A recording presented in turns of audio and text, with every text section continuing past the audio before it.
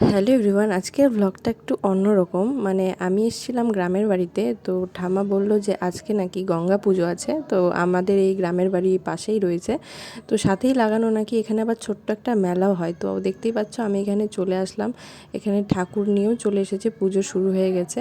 আর এরকম আশেপাশটা দেখতে পাচ্ছ, এরকম ফাঁকা জল আছে, এটাকে মান বলে। তো ভালোই জল হয়েছে, আমি আগে এসে এতটা আগে জল দেখিনি। তো মোটামুটি যা রয়েছে অনেকটাই রয়েছে। এই যে সাইডগুলো দেখে নাও, খুবই সুন্দর লাগে আমার এই জায়গাটা। আর ভীষণ সুন্দর, গরমের সময় বেশ সুন্দর একটা জায়গা, খুবই সুন্দর।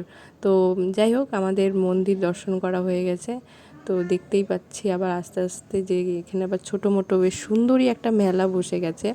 এখানে যে এত মানে জিনিসপত্র ওঠে, আমি তো আগে কখনোই দেখিনি। এই মেলাটায় আমি এখানে এবার ফার্স্ট টাইমই আসলাম। মানে ছোট থেকে বড় হয়েছি, কোনো দিন এই মেলাতে আমার আসা হয়নি। কবে পুজো হতো আমি সেটাও জানতাম না। তো যেহেতু এবার ঠাম্মা বললো তাই এসেছি, বেশ ভালো লাগলো। এখানে দেখতেই পাচ্ছ বাবা এখানে মেলার আকর্ষণ জিলিপি নিয়ে নিচ্ছে। তো এইদিকে আমাদের বাড়ি। তো যাই হোক, ভিডিওটা এখানেই রাখলাম। Thanks for watching, by.